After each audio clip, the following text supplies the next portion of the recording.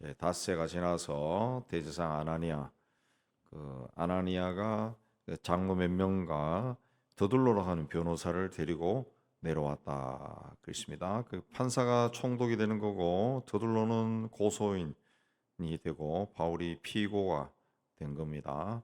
그래서 이제 재판이 시작되는데 아나니아는 그 친로마 정책을 추구했던 대제사장이라고 대제사장입니다. 그래서 오늘 말씀에도 보면은 그 3절부터 막 아부하는 그런 말을 갑니다.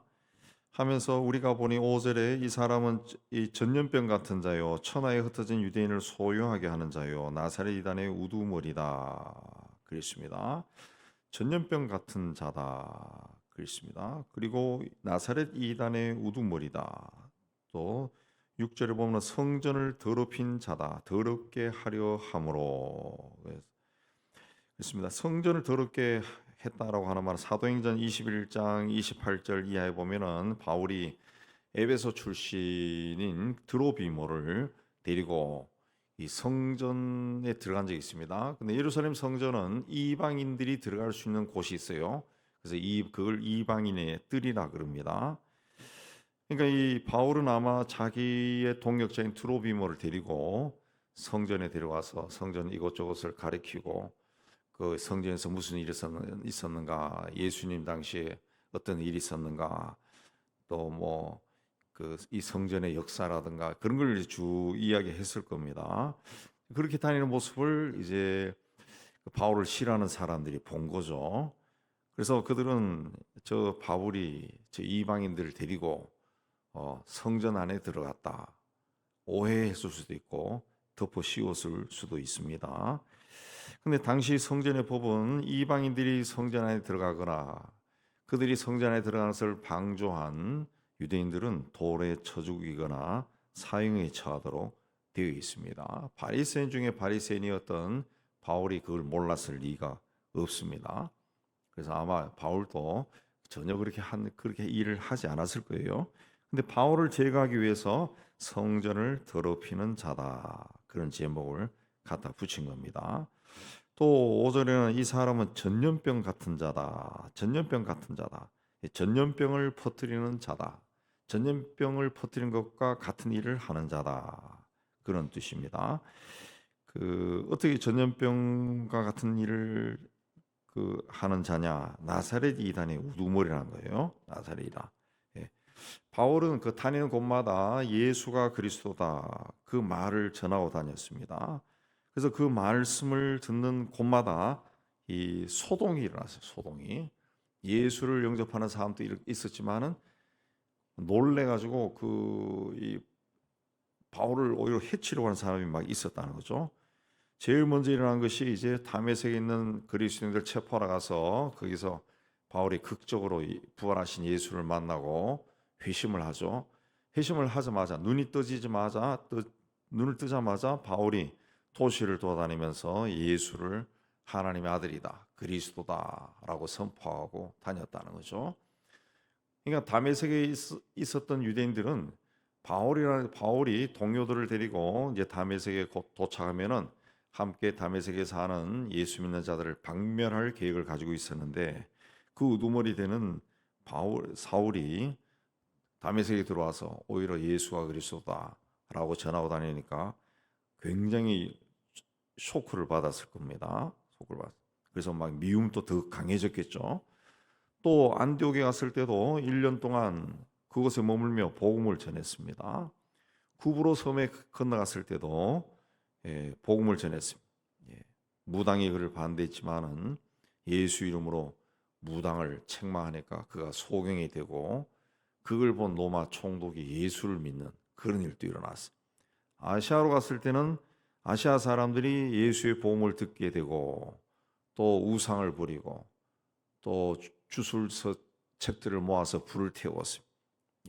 에베소에 갔을 때도 그런 일이 일어나서 에베소 사람들은 아데미 신전과 관련된 것들을 팔아서 살고 있었는데 그 경제 활동이 중지될 정도로 타격을 입었습니다. 필리포에 갔을 때도 제일 처음 만났던 점치는 여자 점치는 귀신 들린 여자에게서 소녀에게서 귀신이 나가고 그 문제 때문에 그 여자 노예의 주인 되는 사람들이 의해서 붙잡혀서 감옥에 갇혔습니다. 근데 그 감옥에서도 복음을 전했다.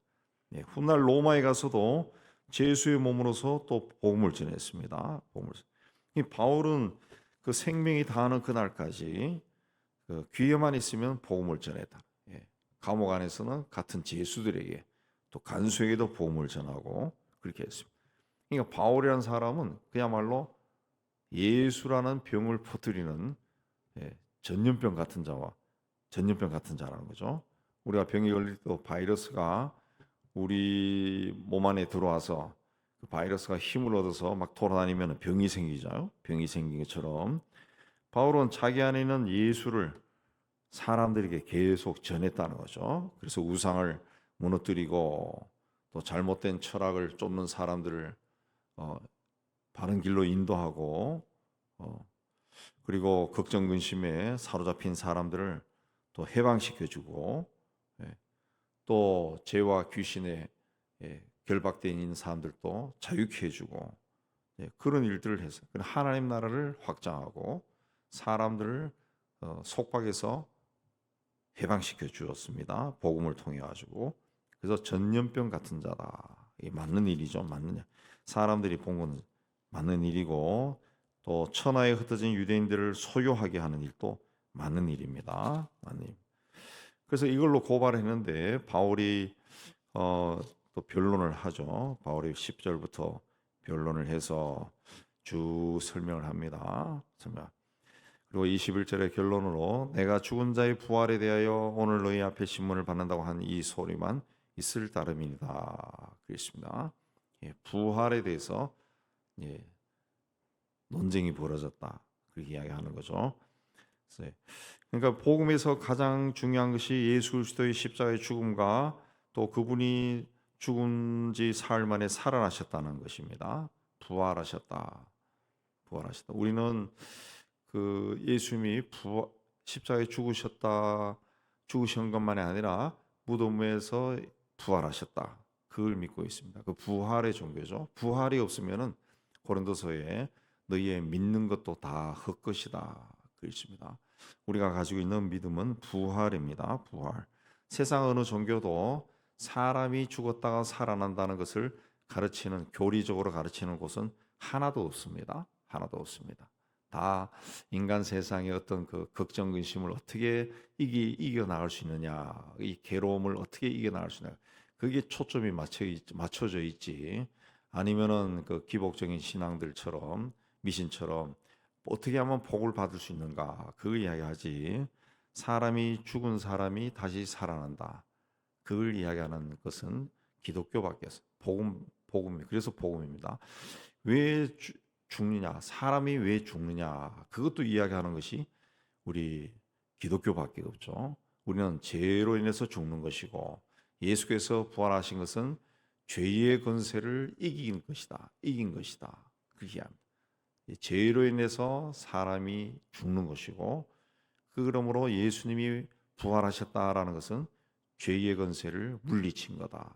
그래서 우리 기독교는 죽어도 죽지 않고 영생한다. 그렇게 가르치고 있습니다. 그렇게 가르치는 것은 세상에 우리 기독교밖에 없다라는 거죠. 바울이 그걸 이야기합니다. 내가 죽은 자의 부활에 대하여 신문을 받는다. 그렇게 이야기했습니다. 그래서 그 들어보니까 별일 없는 거기 때문에 벨릭스라는 사람이 이제 풀어줍니다. 자유를 주고 감옥에 갇혀 있지만 자유를 주고 그리고 이 벨릭스는 굉장히 음흉한 사람이에요. 그래서 뇌물을 받을까 그걸 기대하고 자꾸 불러가지고 이야기했는데 바울이 뇌물을 안 준 거죠.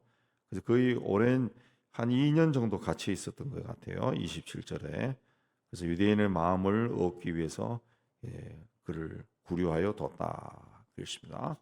우리가 바울을 알고 있지만은 바울의 위대한 점은 그가 어느 곳에 있든지 항상 예수를 이야기했다. 무엇을 하든지 예수를 이야기했다. 그렇습니다. 그러니까 하나님의 영에 사로잡힌 거죠. 예수의 영에 사로잡혀 있으니까 그가 누구를 위해서 기도하든 그의 병이 낫고 또 예수를 믿고 또 귀신이 쫓겨나가고 그 상대방의 문제가 해결되는 그런 역사가 일어난 겁니다. 우리가 누구에게 어떤 사역을 행한다 그 이전에 내가 예수의 영, 성령으로 충만해 있으면은 일단 내 나를 둘러싸고 있는 그 문제들이 해결이 되는 거죠. 내 나를 둘러싸온 내 삶을 억압하는 것들이 내가 예수 안에서 자유하게 되는 거죠. 내가 물리치 예수 이름으로 다 물리치고 또 이겨 나갈 수가 있는 겁니다. 그래서 우리 그걸 이제 우리가 꼭 하나님이 어떤 막 복을 줘야 문제가 해결되고 그런 것이 아닙니다. 이미 하나님이 우리에게 복을 주셨죠. 하나님의 영이 우리와 함께 하는 겁니다. 그렇기 때문에 우리가 하나님의 영으로 늘 충만해 있으면은 나를 둘러싸고 있는 여러 문제들, 가정의 문제, 경제의 문제, 또 이런 것들, 이걸 이제 영적으로 우리가 표현할 때 악한 영이 해방한다 그러거든요. 악한 영이 우리 삶 속에 인생 속에 들어와서 우리 인생을 막 흩어버린다고, 제압하고 있다. 우리 인생을 제압하고 있다. 그렇게 표현합니다. 이제 영성에서는 그걸 이제 그런 것들을 이제 우리가 예수 이름으로 쫓아내는 거죠. 예수. 네. 지금 내가 그렇게 안 했을 때는 내 삶 속에도 막 어지러운 일이 나지만 내가 하나님의 영으로 충만했을 때, 꽉 충만했을 때는 그런 것들이 들어와도 내 안에서 못 견디고 쫓겨나, 못 견디는 거예요. 왜? 우리가 그래도 성령으로 충만하고 예수 믿는 믿음으로 사는 사람들은 이 동창들이나 누구를 만나도 아니면 이웃을 만나도 아주 세속적인 사람들, 예수 믿지만은 세속적인 사람이나 혹은 예수 안 믿는 사람들이 만나면은 앉아 있는 자리가 굉장히 불편해요. 굉장히 불편합니다. 그런 걸 재밌다고 이야기하는 이야기들도 뭐 저런 걸 가지고 재밌다고 그러냐 하고 불편해. 왜 그렇습니까? 영이 다르기 때문에. 영이 다르. 내 안에 있는 성령과 저 사람을 지배하고 있는 영이 다르기 때문에 영적인 충돌이 나니까 내 마음이 불편해지는 거죠. 똑같습니다. 그러니까 내가 하나님의 영으로 충만하면은 하나님의 사람이라는 것을 악한 영도 아니까 나를 어지럽히고 내 삶을 상처 주고 무너지게 하려고 틈을 타서 나도 모르게 내 어떤 영성의 틈이 있었을 때 기어 들어온 악한 영들이 못 견디고 나가는 거죠. 그래서 내 안에 어떤 생각이 들 때도 예수 이름으로 나가라. 예수 이름으로 어떤 생각들 들어왔는데 예수 이름으로 나가라. 자꾸 하면은 내가 거기서 자유로워지고 어떤 그 가정의 문제나 어떤 경제적인 문제나 사업의 문제나 직장의 문제도 어떤 문제도 그 문제 생겨서 막 고민하고 이런 거 하는 것이 아니라 이미 하나님은 하나님의 영으로 우리와 함께 하신다. 내가 하나님의 영의 이름으로 물리치는 거죠. 예수 이름으로 내 지금 꼬여 있는 이 문제들은 다 풀려라. 풀려라. 자꾸 선포하는 거예요. 자꾸 선포. 예수 이름으로 명하노니 이 문제들은 다 풀릴지어다. 아니면 이렇게 풀릴지어다. 내 삶을 내 지금 뭐를 해방하는 모든 악한 영은 떠나가라. 예수 이름으로 명하노니 떠나가라. 자꾸 선포하는 겁니다. 자꾸 선포하다 보면은 어떤 그 자신이 그 하나님의 영으로 막 충만해지는 것을 느낄 수가 있고 뭐 어디 내 신체의 어떤 부분이 아파서 내가 그럴 때도 예수 이름으로 자꾸 이야기하는 예수 이름으로 자꾸 이야기.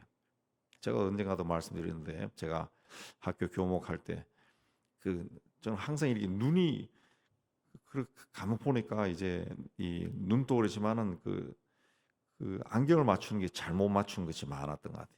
그러니까 항상 만성 두통이 시달렸죠. 그래서 제가 그때마다 이제 두통약을 먹으니까 예수 전도단 출신의 우리 그 동료 그 전도사가 교목실에 있는 전도사가 아우 너는 왜 자꾸 약만 먹니? 기도 좀 하지 그러더라고. 너는 약 안 먹냐? 아프니? 자기는 안 먹는데 기도하면 다 되지 이 사람아 그러더라. 그래서 저도 이제 기도하기 시작했는데 나중에 이제 그 은영교회 와서 이제 그 어느 곳에 다니면서 허리 아파서 병원 다니면서 치료하다가 나는 만성 두통이 있어요. 그러니까 의사가 진료해 보더니 그거는 이 목뼈하고 척추뼈가 이렇게 어긋나서 그렇다고. 자기가 보니 어긋나 있네. 아주 미세하게 어긋나 있네. 그거 한번 똑 하니까 그때부터 사라져 버렸어요. 예. 평생을 괴롭히던 두통이 사라졌어요. 예. 그 두통이 뭐 24시간 있는 게 아니라 어떤 환경에 그 조우가 되었을 때 막 아프고 그랬었는데 그게 없어졌어요. 없어졌어요. 뭐 그것도 다 하나님의 어떤 인도하심이겠죠. 예. 기도를 쭉 하고 하니까 그런 사람 만나게 해서 그게 한꺼번에 없어져. 없어. 우리가 성령으로 충만하는 것이 굉장히 중요합니다. 제가 영성신학도 공부해보고 그런 영적 치유하는 데도 가보고 공부도 하고 이야기도 해보고 하니까 다른 거 없어요. 이미 하나님은 우리와 함께 하시고 우리에게 많은 능력을 주셨어요. 다만 내가 이걸 사용할 줄을 모르는 거예요. 사용할 줄 모르는 거예요. 예. 사용할 줄 모르는 거예요.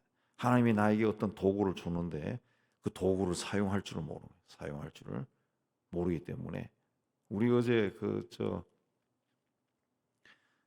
장례식 할 때 그 봉고차 뒤에 그 의자를 제끼는 걸 몰라가지고 막 한 55분 내 10분 헤맸잖아요. 그 줄 당기면 되는데 그래서 제가 전화가 가지고 간사한테 이거 어떻게 하냐 그러니까 줄 당기세요. 이 기계가 있어도 사용할 줄 법을 모르면 그걸 헤매는 거예요.